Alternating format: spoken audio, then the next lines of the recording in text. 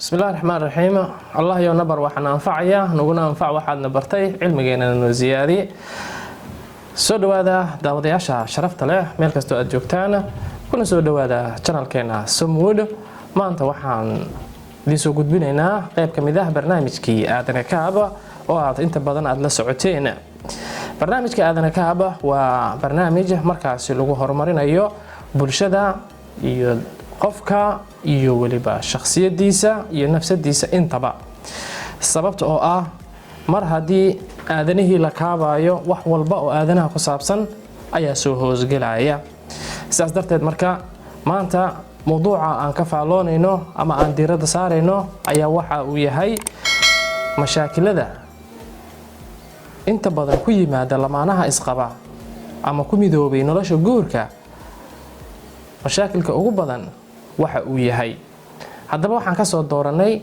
inay yihiin 5 mashaakil shantaas mashaakil oo mixnad weyn ama challenge ama maxay tamarta caqabad weyn ku haya nolosha dadka lamaanaha ah haddaba waxaa jira jirooyin dhowr ah oo kacdoon ku keenaya noloshaada guurka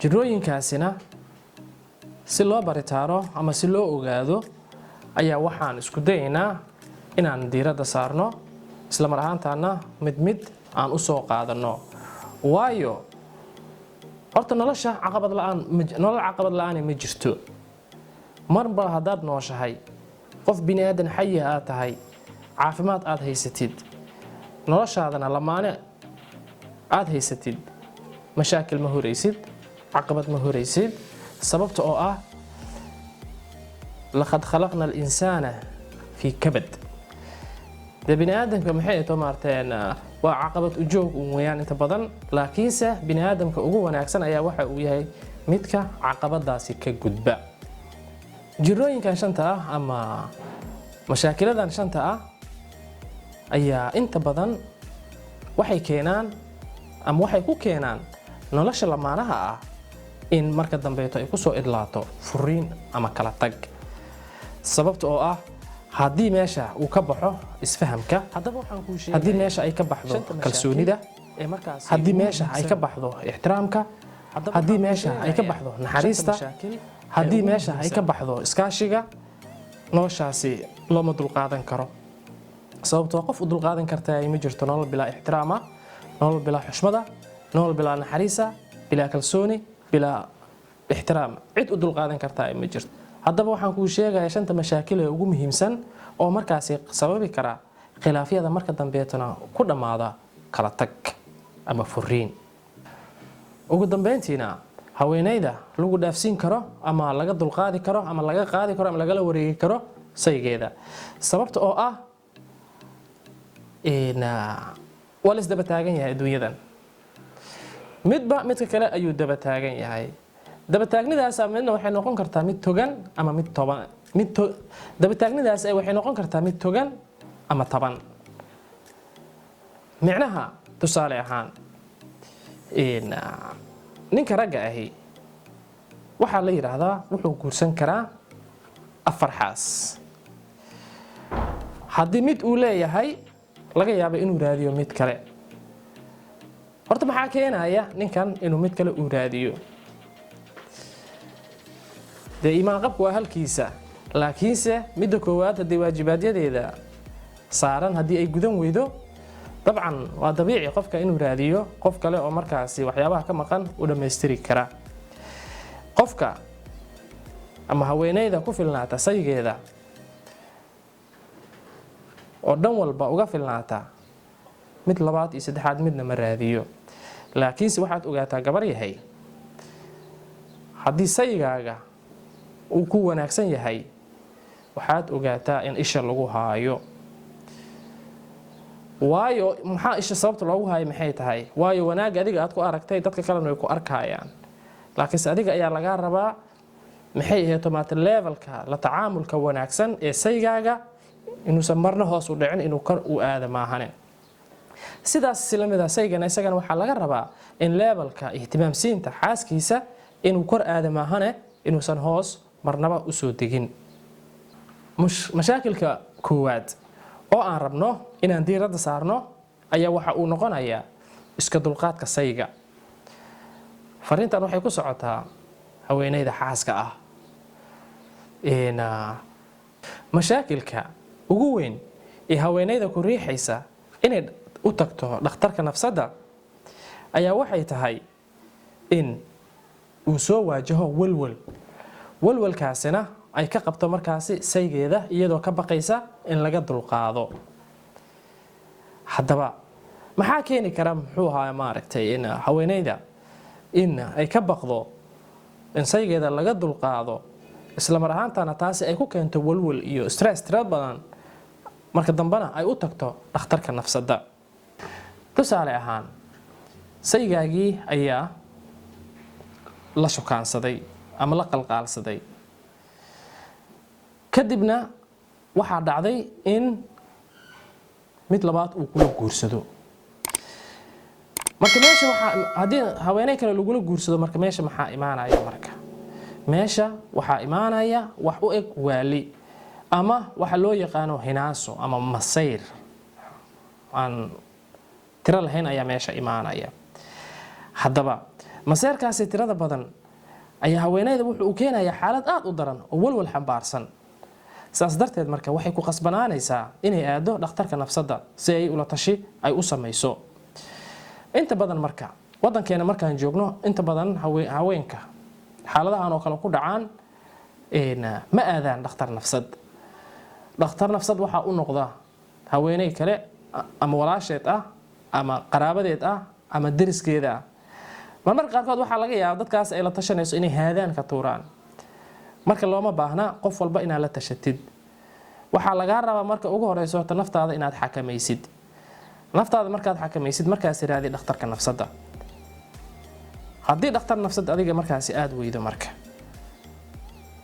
oo aad istiraahdo xaaladaadana way ka soo xumaanaysaa, waxaa lagaa rabaa marka qofka arintaasi kula xallin kara iyada waa haddii ay kula joogto ama qof kale oo khabiir ah oo arrimaha noocan oo kale takhasus u leh. laakiinse inaad qof walba ala tashatid dhibaato weyn ay ku keenaysaa, wax badanna way ka haleynaysaa. meeshii adiga ay isdhahaysay ka agdhowow waxaa laga yaabaaba inaad ka sii fogaatid. bal dumarka qaarkood markii lala guursado waxay bilaabaan dagaal, waxay bilaabaan fawdo, waxay bilaabaan qaylo, nolol aan la xamili karin. ugu dambeyntiina meesha waxaa imaanaya in meesha lagu kala tago. kala taga waa xalka ugu dambeeya ma ay xalka koowaad, laakiinse xalka koowaad ayaa waxaaba laga dhigaaba kan ugu dambeeya oo ah furiin. furiinka laguma degdego, waxaa ka soo sokeeya 100 xal oo markaasi ii sheegay la heli karo. midda kale oo jirta oo xaqiiqana ayaa waxay tahay haweeney kasta markii uu ninkeeda ama saygeeda uu guursanayo ha ku xisaabtanto in gadaasheeda la imaanayo. sababta oo ah dabeecadaha ragga ayaa waxaa ka mid ah haddii baahiyihiisa la dabooli waayo in meel kale oo laga dabooli karo inuu daydaydo. haddii waajibaadkiisa ama xuquuqdiisa la gudan waayo waxaa laga yaabaa meel kale xuquuqdaas uu ka helo ama uu ka raadiyo. adigiina maxay ahayd hooye meeshii hawshaadii adigana aad ku gabtid. markaa darteed waxaa habboon haddii ay xaaladaas oo kale ay kula soo diristo waa inaad raadisaa dhakhtarka nafsadda si markaasi uu kula xaliyo mashaakilka ku soo waajahay. iskuna day in aysan dhicin in laga dulqaado saygaaga. taasi waa mashaakilka koowaad oo ugu horeeya, isla mar ahaantaana inta badan soo laalaabta ee ka dhaca bulshadeena dhexdeeda. mashaakilka labaad ayaa waxa uu yahay jiq iyo jahawareer. jiqdan iyo jahawareerkan ayaa waxa uu ka yimaadaa saygu ka yimaadaa ama xaaska ayuu ka yimaadaa. sababta oo ah labadood midkood ayaa waxa uu noqonayaa mid aan la xamili karin sinaba. haweeneyda xaaska ah ayaa waxay keenaysaa mashaakil joogto ah ama sayga ayaa waxa uu keenayaa mashaakil joogto ah. meeshii waxa imaanaya qayla imaanaysa mar walba. meeshii mar walba waxa imaanaya qayla imaanaysa. isku farataaga imaanaya. aflagaada joogtada imaanaysa. bahdilaada imaanaysa. dhibaatooyin badan ayaa meeshii imaanaya. wuxuuna ka imaanaya ama saygu ka imaanaya ama xaasku ka imaanaya. marka xaaladii dhan waxay noqonaysaa jiq ay noqonaysaa, waan la isku jahawareeraya. waxaana jahawareer ku dhacaya mid ka mid ah dhinacyada. haddii dhibaatada ay ka timaado marka ama mashaakilkaasi uu ka yimaado dhanka xaaska, dhanka sayga jiq ayay ku noqonaysaa xaaladda, wuuna jahawareeraya. sidaas la mid ah dhanka sayga haddii ay arintaas ay ka timaado muxuu ahaay jiq iyo jahawareera imaanaya. tusaale ahaan odayga guriga ama sayga guriga markuu yimaado, markii sidaas uu yimaado qayl uu ku soo galo, xaalad jiq ayaa imaanaysa. waayo waxa laga yaabaa haweeneyda xaaska ah inay in badan ay is weydiiso dhibaatada jirta maxay tahay, yacni mushkiladda meel ay u dhaqaajisaba inay garan weydo. sidaas la mid ah isaga markii guriga uu yimaado iyada inay bilowdo ayaa haddana suurtagal ah. marka sidaas darteed marka xaaladan jiqda iyo jahawareerka waxaa aad iyo aad u wanaagsan in la iska dhaafo. waayo waa wax la dhaafi karo. sababtoo waa wax adiga uun aad caadaysatay. caadadaada waad bedeli kartaa. waxyaabaha aad caadaysatay waad bedeli kartaa. sidaas darteed marka xaaladan iyadana waxaa inta badan waxay keentaa furiin ama kala tag ayay keentaa. marka mashaakilka labaad ee inta badan soo laalaabta ayuu ka mid yahay xaaladan ah jiq iyo jahawareerka. marka xaaska ayaan la xamili karin ama sayga ayaan la xamili karin. meesha waxaa imaanaysa far isku taagtaag joogtaha imaanaysa, qaylo joogtaha imaanaysa, yani isfaham darro joogtaha imaanaysa, qalleelnima meesha imaanaysa. labada dhinac midkood ayaa qalleelnimo ka muuqanaysa. marka ninkan ma xamili kara. marka waxaa laga yaabaa inuu isaga tago ama habeenaydan ma xamili karto. waxaa laga yaabaa inay ka dalbato in maxay to la furo. marka saas darteed marka xaaladan iyadana waxay ka mid tahay mashaakilka ugu badan ee soo waajaha lamaanaha isqaba. mashaakilka saddexaad ayaa waxa uu yahay hinaasa ziyaada ama masayr ziyaada ah. xaaladan masayrka ah ama hinaasaha ah ayaa wuxuu isagana soo waajahaa ama sayga ayuu soo waajahaa ama xaaska ayuu soo waajahaa. yacni meeshii waxaa imaanaysa masayr ziyaadaha imaanaysa. masayrka waa maxay marka? asalkiisa wuxuu ka bilowdaa shaki.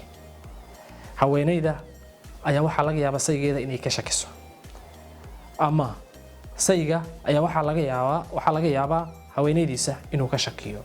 shakigaas ayaa wuxuu samaynayaa marka uu horumaraya, marka weynaanaya, maalinta ka dambaysa uu weynaanaya. waxaan ognahay shakigana caqliga ayuu xanuunjiyaa. marka saas darteed marka masayrka ziyaadada ah waa waxyaabaha mashaakilka ah ee badanaa keeni kara labada qofood inay kala tagaan oo goglahana kala laabtaan. marka saas darteed marka sideed uga bixi kartaa marka hinaasaha? si gaar ah ayaan mowduucaasi uga faaloon doonaa hadduu ilaah yidhaahdo. laakiinse hinaasaha ziyaadada ah qofka wuu hinaasi karaa, wuu masayri karaa. waayo qofka uu jecel yahay haddii wax uu ka arko inuu u masayro wax shay dabiici ah waa. horta sidiisaba masayrka waa dabiici oo wax caadi iska ah, waa dareen jira oo caadi ah waa.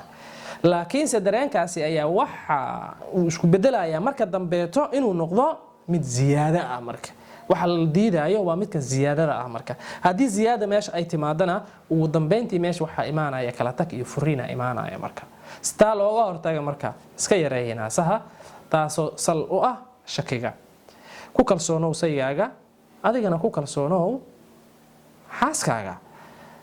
kalsoonida wax walba ayay daawo u tahay, ama waxyaabo badan ayay kalsoonidu daawo u tahay. kalsoonida haddii lagu socdo oo xoogga la saaro oo si wanaagsan loo dhiso oo si transparency ah ay u wada dhaqmaan labada qofood oo isqabta ama lamaanaha, meesha waxaa imaanaya marka wax walba inay okay noqdaan. maanta dib wax uu kula soo dirso maxay tamartay la sheer garay saygaaga ama la sheer garay xaaskaaga. waayo nolosha waxay ku wanaagsan tahay in la isku kalsoonaado, wixii markaas jira in la isu sheego. sidaas darteed marka hinaasaha ziyaadada ah waxa uu ka mid yahay mashaakilka ugu badan يعني mashaakilka saddexaad ee keena furiin ama kala tag gaar ahaan nolosha ay wadaagaan lamaanaha isqaba kan afraad ayaa waxa uu yahay mashaakilka afraad ayaa waxa uu yahay marka kala fogaansho dareen labada qofood oo lamaanaha oo isqaba oo guriga wada jooga waxa laga yaabaa in dareen ahaan ay kala fog yihiin yacni kala fogaansho dareen ayaa meesha jira waxa laga yaabaa in haweeneyda ay isku dayayso inay ka soo agdhawaato saygeeda laakiinse sayga wax kala u shidan wax kala u muuqda marka wuxuu diidayaaba inuu u soo dhawaado xaaskiisa sidaas si la mid ah marka xaaska ayaa waxa laga yaabaa isagana inay waxyaabo gaar ah ay u shidan yihiin oo inay ka soo agdhawaato maxay tahay aysan doonaynin saygeeda yani dareen ahaan marka micnaha haddii sayga uu jecel yahay xaaskana sayga aysan jeclayn ama xaaska ay jeceshahay ninkeeda ama saygeeda saygana uusan jeclayn iyada yani kala fogaansho dareen ayaa meesha ka jira marka qofkan wax buu jecel yahay qofkan uu jecel yahay laakiin qofkan laba qofood is jecel yihiin oo jecel ka dhaxeeyo meesha waxa imaanaysa marka isku soo dhawaasho dareen imaanaya marka laakiin se haddii uu jiro gaab ah hal dhinac kale inuu wax wado dhinac kalena uusan u soo jeedin yani meesha waxa imaanaya marka mashaakilkaas oo badanaya marka isfaham la'aana meesha imaanaysa qalleelnima imaanaysa iska soo agdhawaansho la'aana meesha imaanaysa xaaladuhu way badanayaan marka ugu dambeyntiina marka dambeed waxa imaanaya dhibaato imaanaysa mid kale aan rabo inaan meesha aan ka sheego ayaa waxay tahay anaga dhaqankeena Soomaaliyeed inta badan jacaylka ama nolosha romansiga in badan ma fahamsanin anoo ku nool oo la nool ayaa haddana inaan fahamsanayn tusaale yaraan idin siinaya haweeneyda saygeeda si wanaagsan oo daran haddii ay u jeceshahay waxaa loo arkayaa inay ninkeeda waxay dhahayaan hiblaayo ninkeeda caabudaa ama ninka xaaskiisa haddii uu aad u jecel yahay oo uu ixtiraamayo uu qadarinayo uu maqlaayo uu dhageysanayo ayaa waxay iska soo jarayaan dhanka kale naagta ayuu adoon u yahay luqadaha noocaas oo kale ah inaan bedelno aan isku dayno ninkan xaaskiisa hadduu jecel yahay waa wax wanaagsan xaaskana saygeeda haddii ay jeceshahay waa wax kaloo wanaagsan marka saas darteed marka ma jirayso marka waxyaabo farta lagu fiiqo oo negative loo bedelayo wax wanaagsan haddii xumaan aad u bedeshid waa wareer haddii maanta uu ismaqal ka dhex jiro lamaanaha isqaba waa shayga la raadinayo waa ismaqal shayga la raadinayo waa is-ixtiraam shayga la raadinayo waa kalsooni shayga la raadinayo waa naxariis shayga la raadinayo waa xushmad marka saas darteed marka ha u arkin haddii ninka xaaskiisa uu jecel yahay ama xaaska ninkeeda ay jeceshahay labadooda is jecel yihiin mixnad ha u arkin wanaag u arag nicma u arag dadkaasi maasha Allah de ha xasdin ha xiqdinin xumaan ha ka sheegin hana ka faafinin haddii aadan u mahad celin karin ama haddii aadan ku dhiirigelin karin afkaaga ka qabso dhaqanka noocaas oo kale ah aan isku dayno inaan okay kan shanaad oo ah midka ugu dambeeya ayaa waxa uu yahay isku dhac lamaanayaashu waa isku dhacaan labada qofood oo isqabta Soomaalidu waxay tiraahdaa nabadna ma aha colna ma aha way isku dhacaan isku dhacaasi markaasi ceeb ma aha waa shay dabiici ah laakiinse waxaa ceeb ah isku dhaca inuu weynaado oo meel xun marka dambeeto uu gaaro wuxuuna ka yimaadaa mid ka mid ah labada dhinac ama xaasku ka imaan karaa ama sayga ayuu ka imaan karaa xaaska ayaa waxay noqon kartaa mid aan la xamili karin nolosheeda ama sayga ayaa waxa uu noqon karaa mid aan la xamili karin noloshiisa marka saas darteed marka isku dhacyada noocaas oo kale ah markay waxyaabaha keena ayay ka mid tahay mashaakilka marka dambeeto keena in lamaanaha isqabaay inay kala tagaan haddaba sidaas darteed marka waxaan laga doonayaa shantan arrimood aan soo sheegnay inaan ka feejignaano noloshan lamaanaha waa nolol aad iyo aad u barakaysan nolol aad iyo aad u wanaagsan una baahan tahay mar walba in la horumariyo waqti badan lagu bixiyo energy badan lagu bixiyo oo barteedii aan lagu ilaawin waayo shay walba bartiisa markii lagu ilaawo marka dambe tawada xalaysaa saas darteed marka waxa haboon in mashaakil kasta xalkiisa in la raadiyo mashaakilka un yaa lagu mashquulin nolosha lamaanaha waa nolol u baahan dulqaad waa nolol u baahan taxamul waa nolol u baahan samir waa nolol u baahan tabantaabo waa nolol u baahan tanaasul badan sidaas darteed intaas ayaan kusoo koobaynaa waa maxamed cali juxa oo idinkaga tegaya salaamullaahi calaykum waraxmatullah bedelno